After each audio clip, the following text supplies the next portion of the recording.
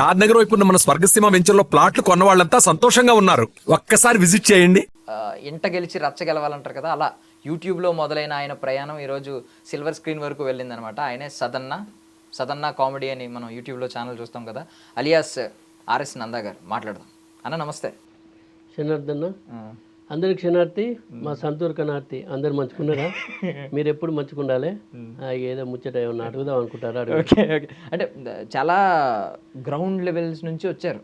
ఏదో ఫ్లూక్లో వచ్చిన సక్సెస్ కాదు. ఒక గవర్నమెంట్ టీచర్ అయ్యుండి అసలు ప్రయాణం ఎలా మొదలైంది అనేది మీరు చాలా మందితో పంచుకుని ఉంటారు. బట్ ఫస్ట్ ఆఫ్ ఆల్ నా డౌట్ ఏంటంటే, గవర్నమెంట్ టీచర్ అనగానే మనం మాస్టర్ అని గౌరవంగా చూస్తూ ఉంటారు. బట్ ఇనీషియల్లీ కామెడీ అనగానే ఫస్ట్ ఆఫ్ ఆల్ కొంచెం చులకనగా చూస్తారు, ఓన్ చేసుకుంటారు. బట్ చులకనగా చూస్తారు. మామూలుగా ఏకవచనంతో మాట్లాడే వాళ్ళు ఉంటారు, పెద్ద ఆర్టిస్ట్ అయ్యే వరకు. ఈ రెండిట్లకి ఎలా పొంతన ఎలా కుదిరింది అసలు? ఫస్ట్ ఆఫ్ ఆల్ ఒక మాస్టర్ అనే వ్యక్తి, గురువు కింద, ఉపాధ్యాయుడి కింద పెద్దవాళ్ళు కూడా గౌరవం ఇచ్చే మీరు ఒక కామెడీ ఆర్టిస్ట్గా ఎందుకు టర్న్ అయ్యారు అసలు? యాక్చువల్ ఏంటంటే, నేను నా జీవితంలో కొన్ని ఫేస్ చేసిన. నేను చిన్నప్పటికెళ్ళి కూడా అందరూ మాట్లాడితే ఒక రకంగా, నేను మాట్లాడితే అదే మాటలు మాట్లాడితే నవ్వేటోళ్ళు. అదొక విచిత్రం అనిపించింది. అంటే నేను మాట్లాడితే నవ్వు, కానీ అప్పుడు అంత తెలిసేది కాదు.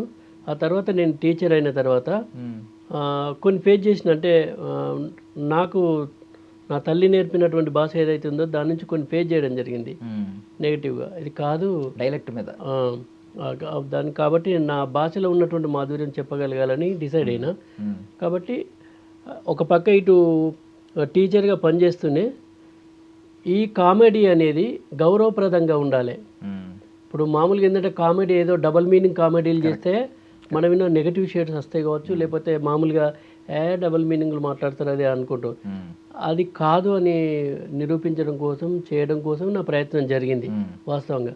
అందుకోసమనే ఎక్కడ కూడా ఏ వల్గర్ లేకుండా కామెడీని బేస్ చేసుకొని నేను అటు టీచర్గా ప్రయాణం చేస్తూ, ఇటు కామెడీని కూడా ఆ భాషకు ఒక గౌరవము, ఆ కామెడీకి ఒక గౌరవం తీసుకురావాలన్నటువంటి ఉద్దేశం కొద్దీ కుటుంబ సమేతంగా చూడాలనేటువంటి ఆలోచనతో ఇప్పటి వరకు చేసే ప్రతి షార్ట్ ఫిల్మ్ కూడా ఎక్కడ వల్గర్ కంటెంట్ లేకుండా వాళ్ళ నిజ జీవితంలో జరిగే సన్నివేశాలను బేస్ చేసుకొని హాస్యంతో కూడినటువంటి సందేశాత్మకమైనటువంటి లఘు చిత్రాలు ఇప్పటి వరకు నేను తీయడం జరిగింది. అట్లా రెండింటిని బ్యాలెన్స్ చేసుకుంటూ వచ్చిన నేను. సో మీకున్న బలమే ఫస్ట్ ఆఫ్ ఆల్ ఏంటంటే, మీ గురించి ఎవరు మాట్లాడినా క్లీన్ కామెడీ ఉంటుంది. బికాజ్ ఏంటంటే, ఎక్కడ సెన్సిబుల్ ఇష్యూస్ని మీరు ఎక్కడ టచ్ చేసినా కూడా అది సెన్సిబుల్ ఇష్యూ కిందే ఉంటుంది. ఎలాంటప్పుడు క్యాస్ట్ మీద కానీ, రిలీజియన్ మీద కానీ, జెండర్ మీద కానీ ఎక్కడ మీరు. ఇంకొకటి ఏంటంటే, ఈ రోజుల్లో కామెడీ అనగానే మనకు పెద్ద పెద్ద షోస్ ఉన్నాయి. వాళ్ళు ఇప్పుడు లీడింగ్ ఆర్టిస్టులు పెద్ద పెద్ద సినిమాల్లో చేస్తున్నారు. వాళ్ళందరి రీతి ఎలా ఉంటుందంటే, పక్క వాడిని ఒకరిని తీసుకుని వాడి మీద కౌంటర్లు వేసి వాడిని ఇన్సల్ట్ చేస్తూ, ఈవెన్ బాడీ షేమింగ్ ఇవన్నీ ఉంటాయి. మీది అది ఎక్కడ ఉండదు, ఉన్నా తెలియదు. ఒకవేళ ఉన్నా కూడా మీరు చేసినా కూడా ఎక్కడ అనిపించదు. అంటే మీరు ఒక ఉపాధ్యాయుడిగా రావడం వల్ల ఆ సంస్కారం ఏమన్నా అక్కడి నుంచి నేర్చుకుని వచ్చారా, అలా పెట్టుకుని వచ్చారా? అంతేనంటే, చిన్నప్పటి నుంచి నాది ఎట్లుంటుందంటే, ఒక మనిషికి మంచి అయిపోయిన పర్లేదు కానీ చెడు వేయద్దు అనేది నా ఆలోచన. ఇప్పుడు మిమ్మల్ని నేను తిట్టడం వల్ల, మిమ్మల్ని నేను కించపరచడం వల్ల నేను ఆనందానికి గురవడం అనేది అది కరెక్ట్ కాదనిపిస్తుంది నాకు. అదే మీరు నన్ను ఇబ్బంది పెట్టడం వల్ల మీరు సంతోషపడతారంటే నేను ఏమి ఎప్పుడు బాధపడను. అందుకే ఎదుటి వ్యక్తిని ఎప్పుడు ఇబ్బంది పెట్టద్దు అనేది నా ఆలోచన. కాబట్టి ఎక్కడ కూడా ఇంకోళ్ళు మీరు ఉండేది కథలో అంతర్భాగమై మాత్రమే సాగుతుంది నాది. కావాలని ఎప్పుడు కూడా నేను వాళ్ళ మినిసెటరీలు అవి ఉండేది. ఆ కథలో అంతర్భాగంగా జరిగేటువంటి ఒక మాటలు మాత్రమే ఉంటాయి తప్ప వేరే రకంగా ఎప్పుడు అట్లా వెళ్ళలేదండి. ఎందుకో అట్లాంటి ఆలోచన కూడా నాకు రాలేదు ఇప్పటివరకు. ఇట్లా బేసికలీ మీ టీచింగ్ స్టైల్ ఎలా ఉంటుందని తెలుసుకోవాలనిపిస్తుంది. అంటే పిల్లలు ఎంత ఎంజాయ్ చేస్తారో ఒకసారి మేము కూడా ఒక క్లాస్కి అటెండ్ అయ్యి చూడాలని ఉందన్నమాట. ఎలా చేస్తారు అసలు మీ టీచింగ్ స్టైల్? నిజంగా మనం అంటే టీచింగ్ చేయడం చాలా సులభం అని అనుకుంటారు, కానీ ఒక ఉపాధ్యాయుడు తరగతి గదిలోకి వెళ్ళినప్పుడు చాలా పెద్ద టాస్క్ అది. అంటే వివిధ రకాల మనస్తత్వాలు ఉన్నటువంటి పిల్లలు ఉంటారు ఆడ. వాళ్ళందరినీ కూడా కమాండింగ్ చేయాలంటే ఉపాధ్యాయుడు చాలా కాన్ఫిడెంట్గా ఉండాలి, వాళ్ళ మనస్తత్వాలను అర్థం చేసుకోవాలి, ఆ పిల్లవాళ్ళలో పిల్లవాడిగా మారిపోవాలి. కాబట్టి అదొక పెద్ద టాస్క్. ఇంకోటి ఏంటంటే, వాళ్ళకి ఇంట్రెస్టింగ్ ఉండాలి. సైకాలజికల్ ప్రకారం పిల్లవాళ్ళు ఎక్కువసేపు ఉండలేరు, వాళ్ళు నిలకడ ఉండలేరు. వాళ్ళ మనస్తత్వాలు వాళ్ళను మన కంట్రోల్లోకి తీసుకోవాలంటే మనం చాలా ఇంట్రెస్టింగ్గా చెప్పాలి వాళ్ళకు. కాబట్టి వాళ్ళకు అనుగుణమైనటువంటి బోధన చేయగలగాలి. నేను అట్లనే చేస్తా. అందుకోసమని ఒక్కొక్కరిను ఫస్ట్ మోటివేట్, మన క్లాసులోకి వంగని ఏదో పాఠం చెప్పడం కాకుండా వాళ్ళ వివరాలు, వాళ్ళు ఏం చేసిర్రు ఏందో కొన్ని అడుకుంటా మన పాఠంలోకి తీసుకొస్తాం.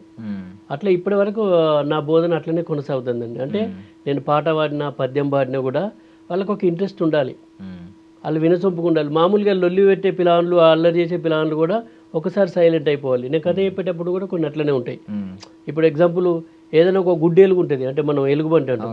ఆ గుడ్డేలు కథ చెప్పేటప్పుడు కూడా మామూలుగా ఏదో గుడ్డేలు గారు ఊర్లో గుడ్డేలుగు ఉన్నది, అది దాన్ని చూస్తే అందరు భయపడతారు, అది ఇట్లా కామన్ కదా. అది కాదు, అట్లా చెప్పడం కాదు. నేను ఇప్పుడు ఒక మంచి కథ చెప్తాను మీకు. ఆ కథ ఏంటో మీకు తెలుసా? ఎప్పుడన్నా విన్నరా మీరు? విన్నరో వినలేదో కానీ ఇప్పుడు చెప్పేది మాత్రం భయంగా ఉంటుంది. అనగానే ఏం భయమో ఏందో అని ఒకటి వాళ్ళకి ఏమైతే ఇట్లా స్టార్ట్ అవుతారు, సైలెంట్ అవుతా ఉంటారు మెల్ల. అనగానే ఒక ఊర్రా, ఆ ఊరు వెనక పెద్ద అడవి ఉన్నది. ఆ అడవిలో అన్ని జంతువులు ఉన్నాయి. అందులో ఒక ముసలి గుడ్డేలుగు ఉన్నది, అది బాగా డేంజర్ అని అందరికి ఇట్లా సైలెంట్ అవుతారు అన్నట్టు. ఓ రోజు ఇద్దరు పిల్లలు చింతపలకాయలకు పోయారు. పోయిన తర్వాత వాళ్ళని ఆ గుడ్డేలు కూర్చుంది. ఆ గుడ్డేలు చూసి మెల్లగా వస్తుంది. ఈ పిల్లలు గుడ్డేలు గుంజులేదు, వీళ్ళు చెట్టు కింద ఆ గుడ్డేలు పక్కకు మెల్లగా వస్తుంది. వీళ్ళు చింతపలకాయలు పట్టుకుని ముంగట నడతారు, వెనుక గుడ్డేలుగు నడుతుంది. ముంగటాళ్ళు వెనకీళ్ళు, ముంగటాళ్ళు వెనకీళ్ళు అని నేను ఆగుతా, వాళ్ళు కూడా ఆగుతారు సైలెంట్గా. ఏమవుతుందో పాప ఏమవుతుందో, ఎందుకంటే గుడ్డేలు చంపుతాను వాళ్ళకి ఒక సెన్స్ ఉంటుంది. అది ఒక్కసారి మీద పడ్డప్పుడు ఒక సపోర్ట్ చేస్తా, వాళ్ళు భయపడుతుంది గంజు అంటారు. అప్పసారి బాగా భయపడ్డాం సార్ అంటే ఆ ఇంట్రెస్టింగ్ను చూపెట్టగలిగారు. ప్రజెంటేషన్ అనేది చాలా ఇంపార్టెంట్. ఒక కథను కథలాగా కాకుండా అభినయంతో చెప్తే పిల్లలు ఆసక్తిగా వింటారు. ఇంకోటి ఏంటంటే అది అనుభవపూర్వకంగా ఉండి మళ్ళీ ఎక్కడైనా చెప్పేటప్పుడు వాడు మళ్ళీ ఇమిటేట్ చేసే అవకాశం ఉంటుంది. అంటే కథ నేను కూడా ఇట్లనే చెప్పాలనుకుంటున్నాను. కాబట్టి చదువు చెప్పేటప్పుడు పిల్లల మనస్తత్వాలకు, పిల్లల స్థాయికి అనుగుణంగా ఒక ఉపాధ్యాయుడు పోయి చెప్పవలసి ఉంటుంది. అందుకే బోధన చేయడం అనేది పెద్ద టాస్క్ ఉపాధ్యాయునికి. నేను అట్లనే చెప్తాను. ఇప్పుడు మామూలుగా పద్యం చెప్పినా కూడా ఇప్పుడు తల్లిదండ్రులు ఉన్నారు, తల్లిదండ్రుల పట్ల ఒక వాల్యూస్ ఉంటాయి ఇక్కడ, మానవ విలువలు. అంటే తల్లిదండ్రుల పట్ల మనం ఎట్లా గౌరవంగా ఉండాలి, భక్తి భావంతో ఉండాలనే విషయం చెప్తాం మనం. అట్లాంటప్పుడు పద్యం చెప్పేటప్పుడు కూడా తల్లిదండ్రుల మీద దయలేని పుత్రుడు పుట్టనేమి వాడు గిట్టనేమి, పుట్టలోన చెదలు పుట్టదా గిట్టదా, విశ్వదాభిరామ వినురవేమా, విశ్వదాభిరామ వినురవేమా. ఇట్లా చెప్పేటప్పుడు వాళ్ళకి ఏంటంటే ఒక ఆసక్తి పెరుగుతుంది, నేను కూడా సార్లాగా వాడాలని అనుకుంటారు. కాబట్టి ప్రతిదీ టాస్కేనండి. అంటే బోధన చేయడం అంత సులభం కాదు, టాస్క్. బట్ ప్రతి ఉపాధ్యాయుడు తన ప్రయత్నంలో సక్సెస్ అయ్యి, తరగతి గదిలో తన బోధనలో సక్సెస్ అయ్యి ఇవాళ ఎంతోమందిని ఈ దేశానికి అందించారు. అందుకే ఉపాధ్యాయుడు ఎప్పుడు కూడా చాలా గొప్పవాడు.